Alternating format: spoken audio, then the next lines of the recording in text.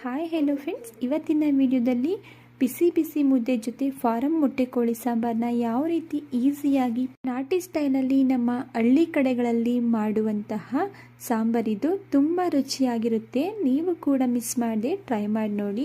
ಬನ್ನಿ ಈಗ ಮೊಟ್ಟೆ ಕೋಳಿ ಸಾಂಬಾರನ್ನ ಯಾವ ರೀತಿ ಮಾಡ್ಕೊಳ್ಳೋದು ಅಂತ ನೋಡೋಣ. ಅದಕ್ಕೂ ಮೊದಲು ಹೊಸದಾಗಿ ಯಾರೆಲ್ಲ ನನ್ನ ಚಾನಲ್ನ ನೋಡ್ತಾ ಇದ್ದೀರಾ, ದಯವಿಟ್ಟು ಚಾನೆಲ್ನ ಸಬ್ಸ್ಕ್ರೈಬ್ ಮಾಡಿಕೊಂಡು ಚಾನಲ್ಗೆ ಸಪೋರ್ಟ್ ಮಾಡಿ. ಮೊಟ್ಟೆ ಕೋಳಿ ಸಾಂಬಾರನ್ನ ಮಾಡೋದಕ್ಕೆ ನಾನಿಲ್ಲಿ 2.5 kg ಮೊಟ್ಟೆ ಕೋಳಿನ ತೊಗೊಂಡಿದ್ದೀನಿ. ಇದನ್ನು 3 ರಿಂದ 4 ಸರಿ ವಾಶ್ ಮಾಡಿಕೊಂಡು ನೀರು ಸ್ವಲ್ಪನೂ ಇಲ್ಲದೆ ಇರೋ ರೀತಿ ಚೆನ್ನಾಗಿ ಹಿಂಡಿ ಈ ಚಿಕನ್ನ ಇಟ್ಕೊಂಡಿದ್ದೀನಿ. ಈಗ ಇದನ್ನು ಪಕ್ಕಕ್ಕೆ ಇಟ್ಕೊಳ್ತಾ ಇದ್ದೀನಿ. ನೆಕ್ಸ್ಟ್ ನಾನಿಲ್ಲಿ ಒಂದು ಕುಕ್ಕರ್ಗೆ 2 ಟೇಬಲ್ ಸ್ಪೂನಷ್ಟು ಎಣ್ಣೆನ ಸೇರಿಸ್ಕೊಳ್ತಾ ಇದ್ದೀನಿ. ಎಣ್ಣೆ ಬಿಸಿಯಾಗಿದ್ದ ನಂತರ ಇದಕ್ಕೆ ಒಂದು ಮೀಡಿಯಮ್ ಸೈಜ್ದು ಈರುಳ್ಳಿನ ಕಟ್ ಮಾಡಿ ಸೇರಿಸ್ಕೊಂಡು ಈರುಳ್ಳಿ ಸ್ವಲ್ಪ ಕಲರ್ ಚೇಂಜ್ ಆಗೋವರೆಗೂ ಇದನ್ನು ಫ್ರೈ ಮಾಡ್ಕೊಳ್ತಾ ಇದ್ದೀನಿ. ಈರುಳ್ಳಿ ಕಲರ್ ಚೇಂಜ್ ಆಗಿದ್ದ ನಂತರ ಆಲ್ರೆಡಿ ನಾವು ವಾಶ್ ಮಾಡಿ ಇಟ್ಕೊಂಡಿರುವಂತಹ ಮೊಟ್ಟೆ ಕೋಳಿ ಚಿಕನ್ ಪೀಸಸ್ಗಳನ್ನ ಸೇರಿಸ್ಕೊಳ್ತಾ ಇದ್ದೀನಿ. ನೆಕ್ಸ್ಟ್ ಇದಕ್ಕೆ ಅರ್ಧ ಟೀ ಸ್ಪೂನಷ್ಟು ಅರಿಶಿಣದ ಪುಡಿ ಹಾಗೂ ಸ್ವಲ್ಪ ಉಪ್ಪನ್ನು ಸೇರಿಸ್ಕೊಂಡು ಮಿಕ್ಸ್ ಮಾಡ್ಕೊಳ್ತಾ ಇದ್ದೀನಿ. ನೋಡಿ, ಈಗ ಚಿಕನ್ನು ಚೆನ್ನಾಗಿ ಬೆಂದು ನೀರು ಬಿಟ್ಕೊಂಡು ಆ ನೀರೆಲ್ಲ ಮತ್ತೆ ಡ್ರೈ ಆಗೋವರೆಗೂ ಚಿಕನ್ನ ನಾವಿಲ್ಲಿ ಒಂದು ಪ್ಲೇಟನ್ನು ಕ್ಲೋಸ್ ಮಾಡಿ ಮಧ್ಯದಲ್ಲಿ ತಿರುಗಿಸ್ಕೊಂಡು ಚಿಕನ್ನ ಫ್ರೈ ಮಾಡ್ಕೊಳ್ತಾ ಇದ್ದೀನಿ. ಈಗ ಚಿಕನ್ನು ಫ್ರೈ ಆಗಲಿಕ್ಕೆ ಇಟ್ಟಿದ್ದೀನಿ. ನೆಕ್ಸ್ಟ್ ನಾನಿಲ್ಲಿ ಒಂದು ಕಡಾಯಿನ ಇಟ್ಕೊಂಡಿದ್ದೀನಿ. ಕಡಾಯಿ ಬಿಸಿಯಾದ ನಂತರ ಇದಕ್ಕೆ 1 ಟೇಬಲ್ ಸ್ಪೂನಷ್ಟು ಎಣ್ಣೆನ ಸೇರಿಸ್ಕೊಂಡು ಕಟ್ ಮಾಡ್ಕೊಂಡಿರುವಂತಹ 2 ಈರುಳ್ಳಿನ ಸೇರಿಸ್ಕೊಂಡು ಈರುಳ್ಳಿ ಸ್ವಲ್ಪ ಕಲರ್ ಚೇಂಜ್ ಆಗಿ ಸಾಫ್ಟ್ ಆಗೋವರೆಗೂ ಇದನ್ನು ಫ್ರೈ ಮಾಡ್ಕೊಳ್ತಾ ಇದ್ದೀನಿ.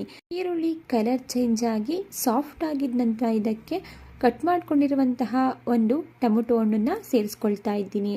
ಹಾಗೆ 1 ಇಂಚಷ್ಟು ಶುಂಠಿ, ಕಲರ್ಗೋಸ್ಕರ ನಾನಿಲ್ಲಿ ಒಂದು 3 ಬ್ಯಾಡ್ಗೆ ಮೆಣಸಿನ್ಕಾಯಿನ ಸೇರಿಸ್ಕೊಳ್ತಾ ಇದ್ದೀನಿ. ಇದು ಕಂಪ್ಲೀಟ್ಲಿ ಆಪ್ಷನಲ್, ಬೇಕು ಅಂದರೆ ಸೇರಿಸ್ಕೊಳ್ಳಿ, ಬೇಡ ಅಂದರೆ ಸ್ಕಿಪ್ ಮಾಡ್ಕೊಳ್ಳಿ. ಹಾಗೆ ಖಾರಕ್ಕೆ ನಾನಿಲ್ಲಿ 3 ಹಸಿ ಮೆಣಸಿನ್ಕಾಯಿ, 3 ಗೆಡ್ಡೆಯಷ್ಟು ಬೆಳ್ಳುಳ್ಳಿನ ಸೇರಿಸ್ಕೊಳ್ತಾ ಇದ್ದೀನಿ. ನೆಕ್ಸ್ಟ್ ನಾನು ಇದಕ್ಕೆ 1 ಟೇಬಲ್ ಸ್ಪೂನಷ್ಟು ಗಸಗಸೆ, ಅರ್ಧ ಟೀ ಸ್ಪೂನಷ್ಟು ಮೆಣಸು, 1 ಏಲಕ್ಕಿ, 1 ಇಂಚಷ್ಟು ಚಕ್ಕೆ, 5 ಲವಂಗ, ಹಾಗೆ ಒಂದು ಅರ್ಧ ಟೀ ಸ್ಪೂನಷ್ಟು ಸೋಂಪನ್ನು ಸೇರಿಸ್ಕೊಂಡು ಟೊಮೊಟೊ ಕಂಪ್ಲೀಟಾಗಿ ಸಾಫ್ಟ್ ಆಗೋವರೆಗೂ ಇದನ್ನು ಫ್ರೈ ಮಾಡ್ಕೊಳ್ತಾ ಇದ್ದೀನಿ.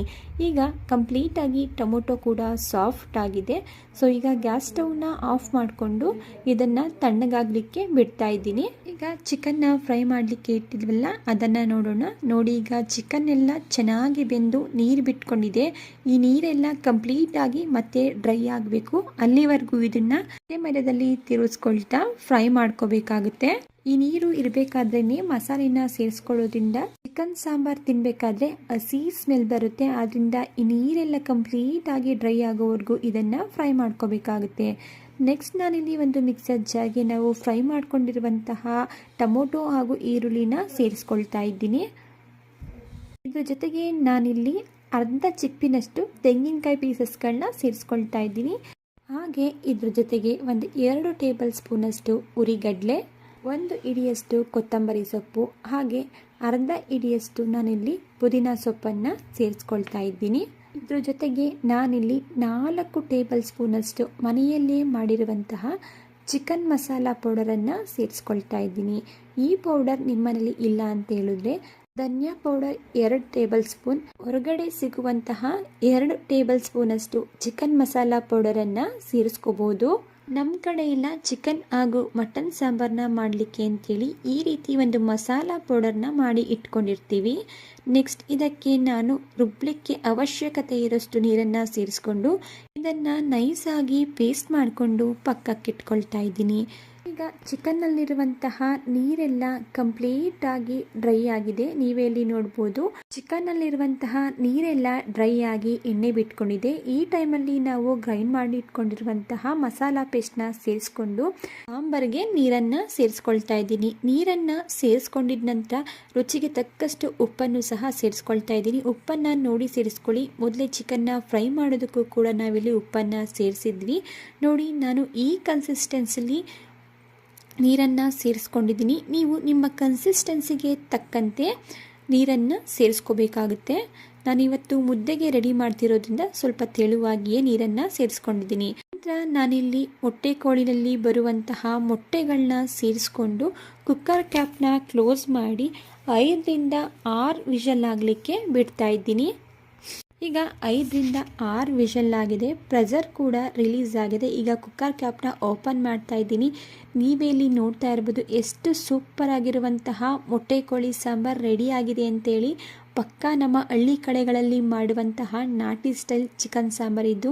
ಒಮ್ಮೆ ನೀವು ಕೂಡ ಮಿಸ್ ಮಾಡದೆ ಟ್ರೈ ಮಾಡಿ ನೋಡಿ, ಟೇಸ್ಟ್ ಅಂತೂ ಸೂಪರ್ ಆಗಿರುತ್ತೆ. ಈ ಚಳಿಗಾಲದಲ್ಲಿ ಬಿಸಿ ಬಿಸಿ ಮುದ್ದೆ ಜೊತೆ ಮೊಟ್ಟೆ ಕೋಳಿ ಸಾಂಬಾರ್ ಒಳ್ಳೆ ಕಾಂಬಿನೇಷನ್ ಅಂತ ಹೇಳ್ಬೋದು. ಅಷ್ಟು ಸೂಪರ್ ಆಗಿರುತ್ತೆ ಈ ರೆಸಿಪಿ. ರೆಡಿಯಾಗಿರುವಂತಹ ಮೊಟ್ಟೆ ಕೋಳಿ ಸಾಂಬಾರ್ನ ನಾನಿಲ್ಲಿ ಬಿಸಿ ಬಿಸಿ ಮುದ್ದೆ ಜೊತೆ ಸರ್ವ್ ಮಾಡ್ಕೊಳ್ತಾ ಇದ್ದೀನಿ. ಟೇಸ್ಟಲ್ಲಿ ನೋ ಕಾಂಪ್ರಮೈಸ್. ಓಕೆ ಫ್ರೆಂಡ್ಸ್, ಇವತ್ತಿನ ಮೊಟ್ಟೆ ಕೋಳಿ ಸಾಂಬಾರ್ ರೆಸಿಪಿ ನಿಮಗೆ ಇಷ್ಟ ಆಗಿದೆ ಅಂತ ಭಾವಿಸ್ತಾ ಇದ್ದೀನಿ. ಇಷ್ಟ ಆದರೆ ಪ್ಲೀಸ್ ಈ ರೆಸಿಪಿಗೆ ಒಂದು ಲೈಕ್ ಮಾಡಿ. ಇದೇ ರೀತಿ ಟೇಸ್ಟಿ ಹಾಗೂ ಸಿಂಪಲ್ ರೆಸಿಪಿಗಳಿಗಾಗಿ ನೀವು ಮಾಡಬೇಕಾಗಿರೋದು ಇಷ್ಟೇ. ದಯವಿಟ್ಟು ಚಾನಲ್ನ ಸಬ್ಸ್ಕ್ರೈಬ್ ಮಾಡಿಕೊಂಡು ಚಾನಲ್ಗೆ ಸಪೋರ್ಟ್ ಮಾಡೋದನ್ನು ಮರಿಬೇಡಿ.